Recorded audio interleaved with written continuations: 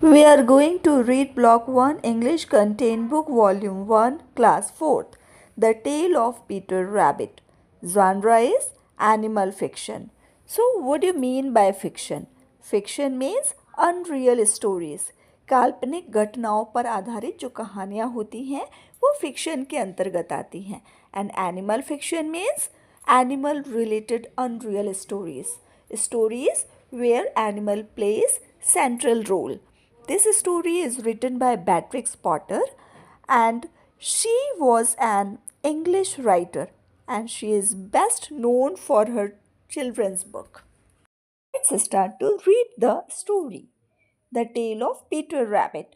Once upon a time, there were 4 little rabbits. Their names were Flopsy, Mopsy, Cottontail, and Peter. They lived with their mother underneath the root of a big tree. Underneath means below. बहुत समय पहले की बात है. There were 4 little rabbits. 4 छोटे rabbits थे. उनके नाम क्या थे?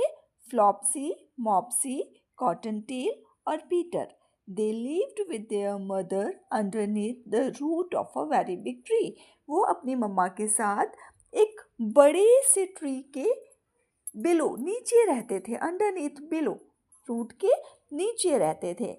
Now my dears, said old Mrs. Rabbit one morning, you may go to the fields or down the lane, but don't go into Mr. M.C. Gregor's garden.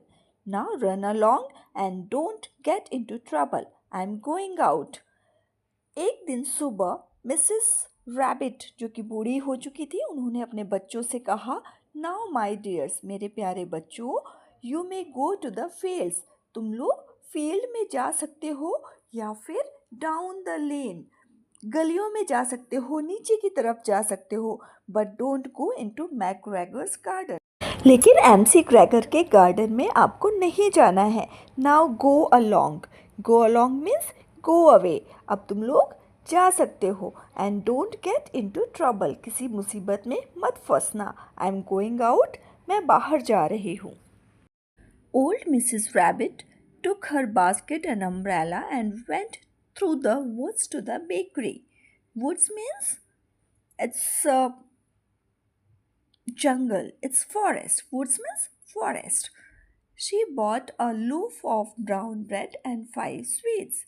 Old Mrs rabbit अपने basket को लेकर के और umbrella को लेकर के woods से होती हुई, जंगलों से होती हुई बेकरी की तरफ गई.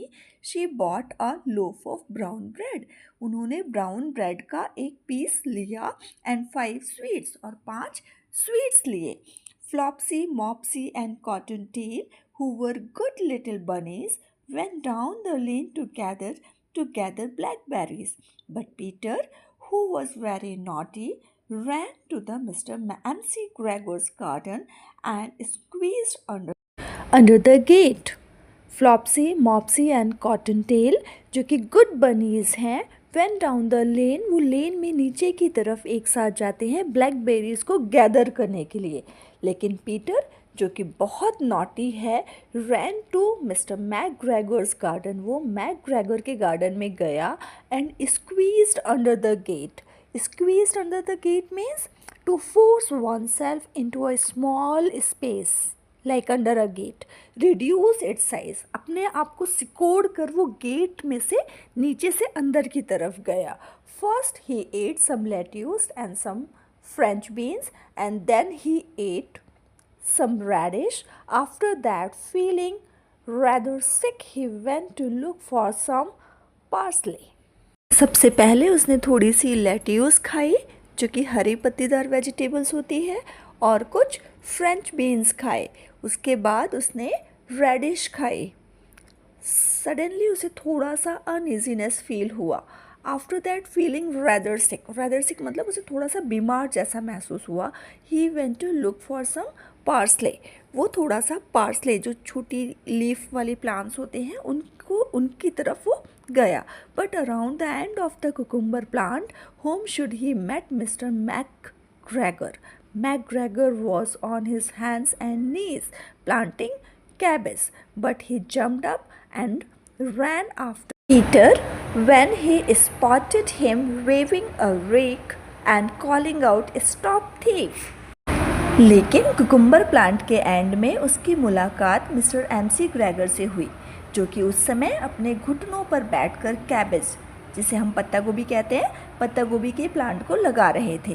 लेकिन जैसे ही उन्होंने पीटर को देखा, वे कूद पड़े और अपने रैक को हिलाते हुए और "स्टॉप थीफ" चिल्लाते हुए पीटर के पीछे दौड़ने लगे। Peter was dreadfully scared. Peter बुरी तरीके से डरा हुआ था। He rushed all over the garden. वो पूरे गार्डन में घूमता रहा। He had forgotten the way back to the gate. उसे वापस जाने का रास्ता नहीं मिल रहा था, वो भूल गया था। He lost one shoe among the cabbages and the another among the potatoes. उसने अपना एक शू कैबेज प्लांट के पास खो दिया था और दूसरा पोटैटोज के पास खो दिया था। After losing them he ran on 4 legs। अपने शूज़ को खोने के बाद वो अपने चारों पैरों से दौड़ा एंड वेंट इवन फास्टर, और बहुत तेज़ी से दौड़ा। He might have got away if he had not run into a gooseberry net that caught one of the large buttons on his jacket। वो शायद भाग गया होता अगर उसके जैकेट का एक बड़ा बटन गूसबेरी के नेट में ना फंसा होता। It was a blue jacket with brass buttons. ये ब्लू कलर की जैकेट थी जिसमें ब्रास कांसे के बटन लगे हुए थे। वाइट न्यू, जो कि लगभग नई थी। Peter shed big tears. Peter की आंखों से बड़े बड़े आंसू निकल रहे थे।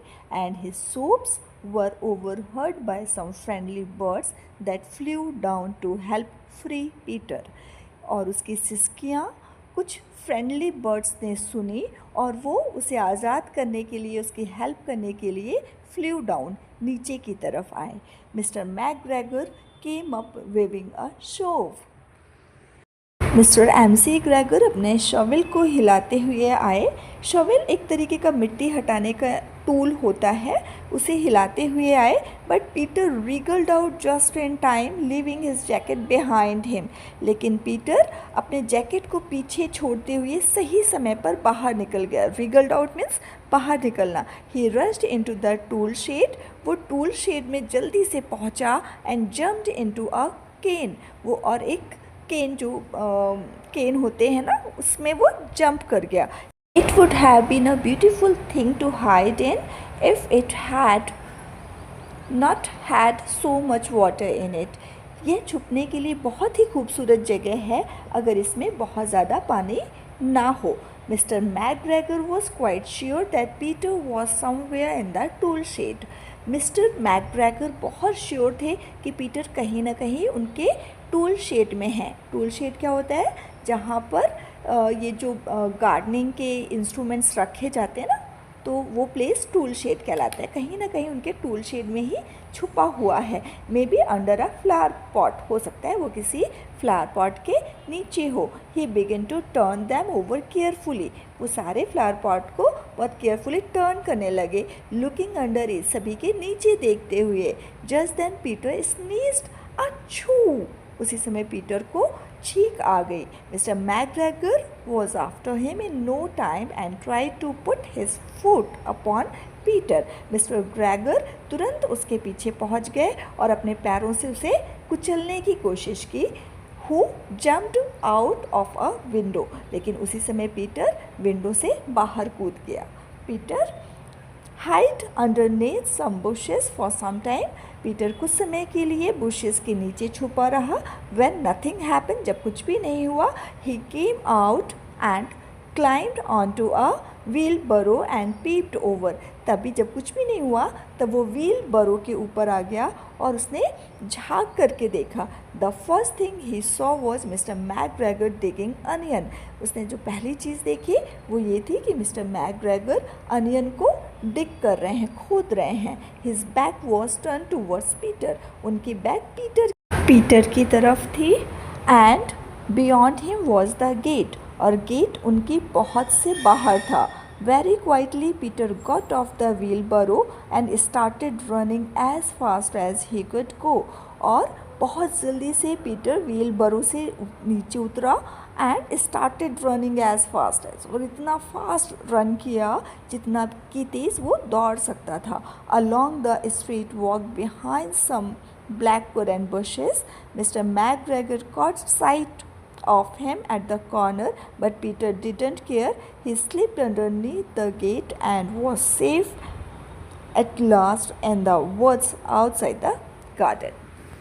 ग्रेगर ने उस पर किनारे से नज़र डाली, लेकिन पीटर ने बिना कोई परवाह किए गेट से नीचे निकलकर गार्डन से बाहर जंगल में सुरक्षित पहुंच गया. Mr. McGregor hung up the little jacket and the shoes as a scarecrow to frighten the blackbirds.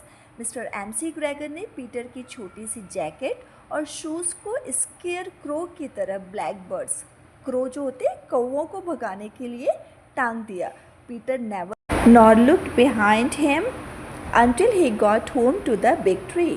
Peter ने दौड़ना नहीं छोड़ा, ना ही पीछे मुड़कर देखा जब तक कि वह अपने घर बड़े से ट्री तक नहीं पहुंच गया. He was so tired that he flopped down upon the nice soft sand on the floor of the rabbit hole and shut his eyes.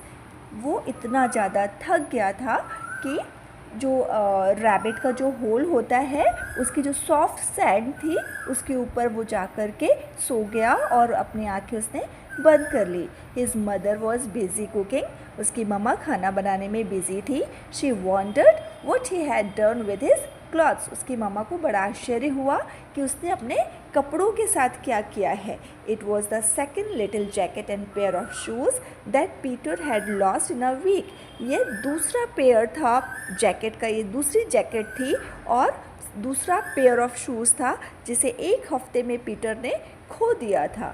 I am sorry to say that Peter was not well during the evening. His mother put him to bed and made some tea for him. Writer sorry के साथ ये बता रही हैं कि उस शाम Peter बिल्कुल ठीक नहीं था. उसकी मम्मा ने उसे उठाकर बेड पर लिटाया और उसके लिए चाय बनाई. Flopsy, Mopsy and Cottontail had bread, milk and blackberries for supper. Flopsy, Mopsy और Cottontail सपर मीन्स शाम का नाश्ता. शाम के नाश्ते में इन्होंने ब्रेड, मिल्क और जामुन खा रहे थे ये लोग. Happy to be safe at home with his mother. ये लोग बहुत खुश थे क्योंकि वो अपनी मम्मा के साथ घर में सुरक्षित थे. Peter promised himself that he would never be naughty again and he would definitely never be returning to MC Gregor's garden. Peter ने अपने आप से प्रॉमिस किया कि वो दोबारा कभी भी शैतानी नहीं करेगा और MC Gregor के गार्डन में तो वो कभी भी नहीं जाएगा. So that's the story.